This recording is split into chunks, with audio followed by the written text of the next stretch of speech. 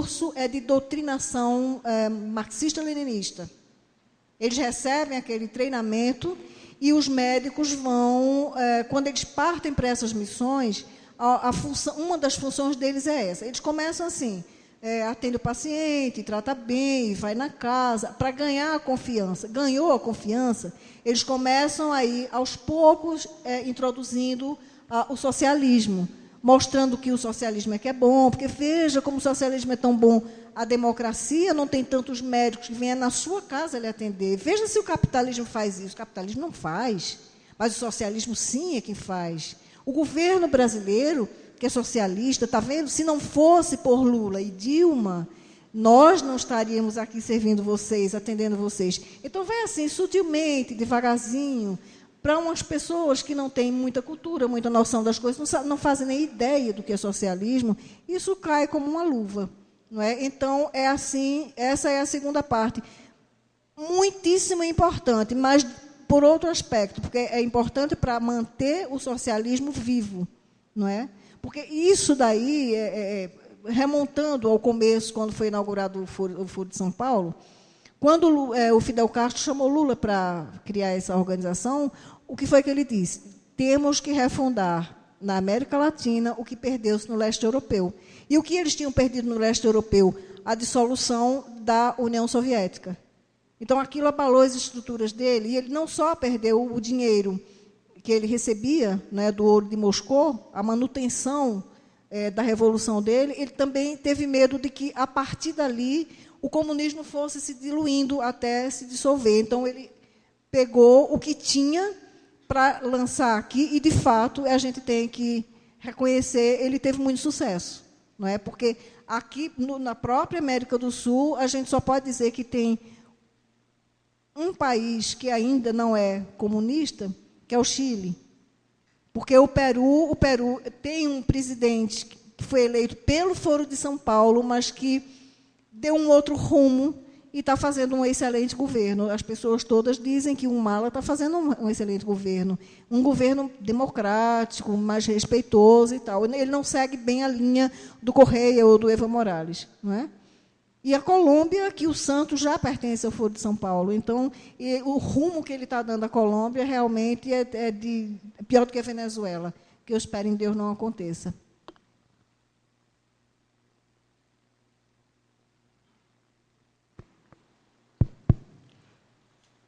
Estudante universitário Gustavo Antônio.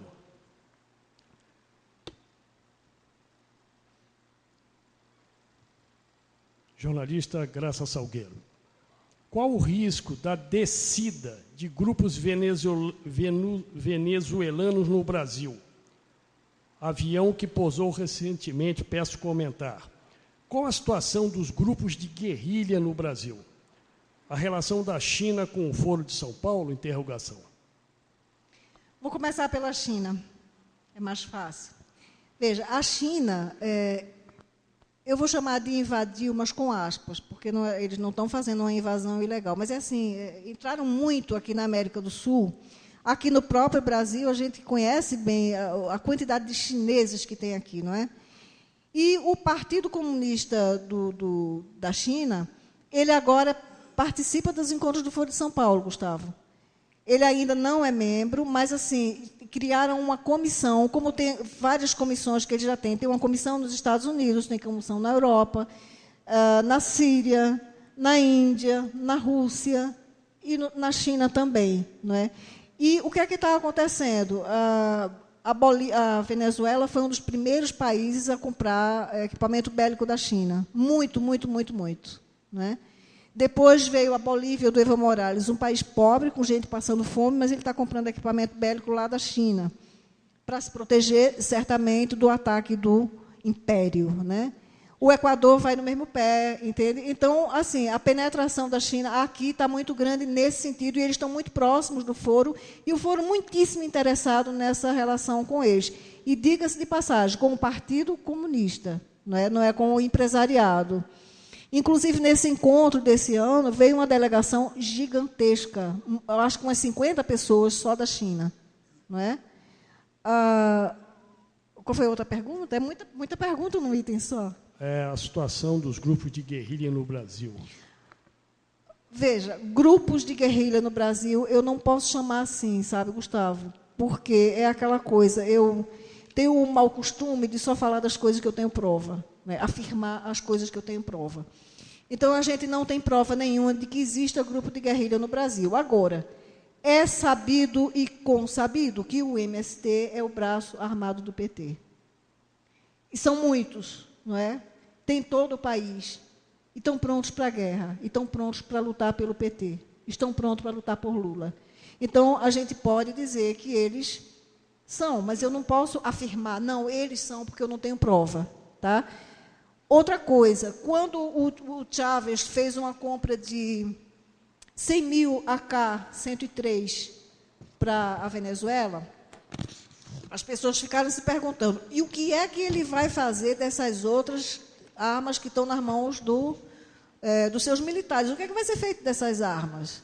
E então depois se descobriu que essas armas antigas, já mais usadas, parte ficou lá dentro mesmo da Venezuela, nas mãos das milícias criadas por ele, milícias legais, não é? Parte foi para as Farc, e parte das armas das Farc veio para o Brasil.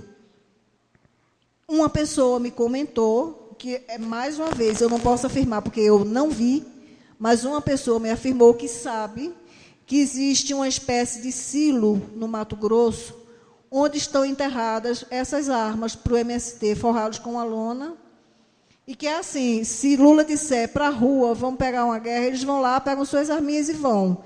E isso foi o que me disseram. Agora, eu estou somente repassando uma informação que me deram, e que eu não posso afirmar que seja verdadeiro, mas também não é improvável, não é? Agora, com relação à história dos aviões, foi muito curioso, inclusive é o meu artigo do mês passado do Jornal em Confidência, por favor, peguem para ler. Aquela história foi assim, no Facebook, um grupo como é que chama? Eu acho que é o OCC, se não falha a memória. Não, é o Revoltados Online. Colocou lá uma foto de uma pessoa que estava fazendo uma viagem de Goiás para São Paulo e viu, estacionou junto do avião que ele estava, da Gol, um avião da Força Aérea Venezuelana. Aí a pessoa foi e fotografou com o celular.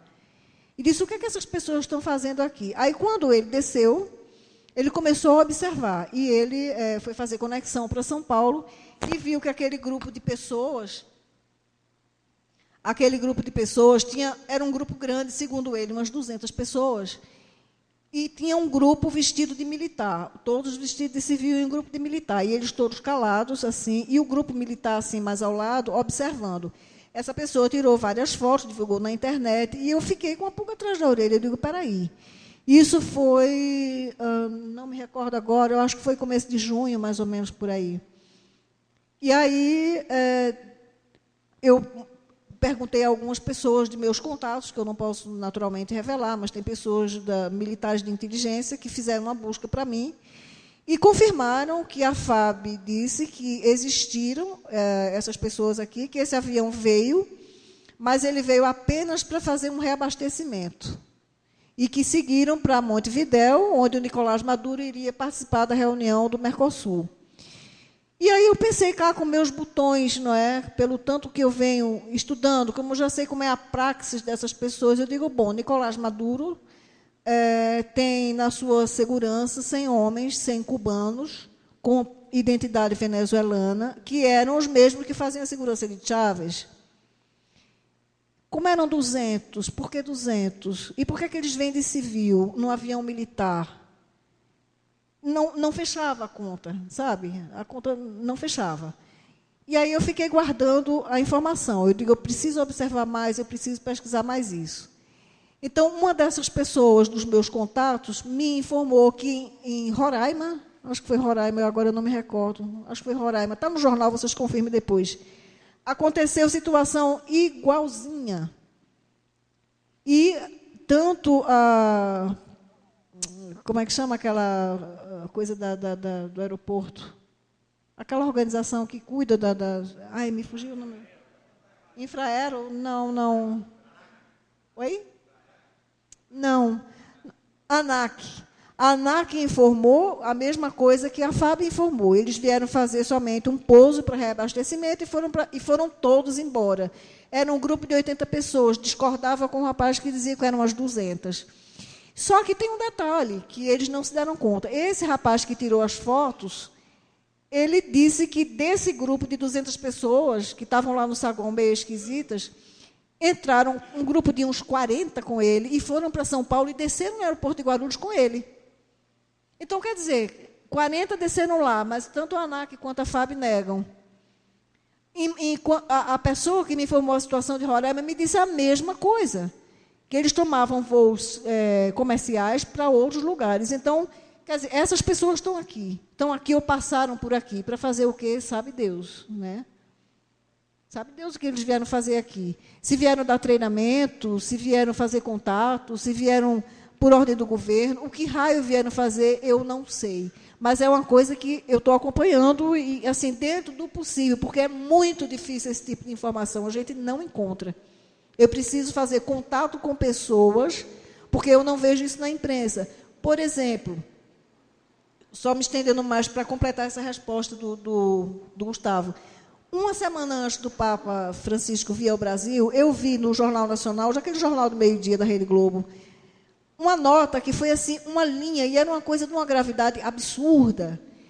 O âncora falou assim: foi apreendido em Tabatinga um barco que trazia uma quantidade X, que eu não me recordo agora, descoberto uma quantidade X de cocaína, que era de propriedade de 2 peruanos, não sei quantos colombianos e não sei quantos brasileiros. Morreu o assunto. Foi tudo uma frase.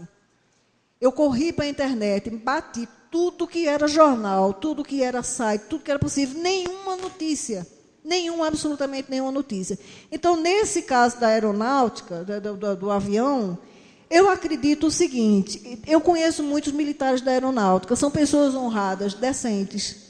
São militares de boa cepa. Eu não acredito.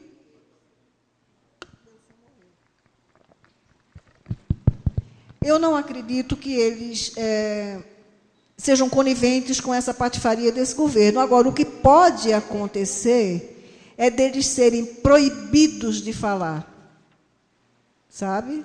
Eles devem ser proibidos de falar. Da mesma forma que foram feitos de palhaços os militares brasileiros que foram mandados para a Colômbia para resgatar uns sequestrados, e o plano era o seguinte: deram um plano de uma rota, como é que chama? Uma carta, não é? Para eles se guiarem para o local onde ia ser resgatado. E deram uma carta, um local falso, deram as coordenadas falsas. Por quê? Porque, a partir do momento em que foi dadas aquelas coordenadas, o Exército sairia daquela área, que era onde estava Alfonso Cano, para poder dar fuga ao Alfonso Cano. Então, os militares foram para lá, para aquela área. Quando chegou lá, não tinha nada. E eles saíram, e o que foi que as Farc disseram? Eles não souberam ler, eles leram a carta errada. E eu fiquei muitíssimo irritada com isso, porque eu digo, não acredito que militares competentes, experientes, tão experientes, que foram mandados para outro país, não saibam ler uma carta, que eles fazem isso diariamente, há anos. Né? Então, eles foram muito mau caráter, eles foram muito canalhas de dar uma rota errada e sujar a reputação dos militares brasileiros. Então, são essas coisas que acontecem, entendeu? Então, eu acredito que a aeronáutica não deve ter tido a informação correta ou deve ter sido proibida de falar.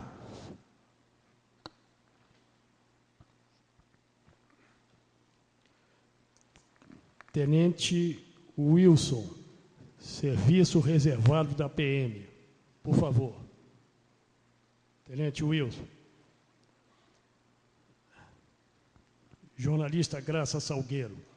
As manifestações de julho de 2013 têm alguma relação com o Foro de São Paulo deste ano? É essa a pergunta.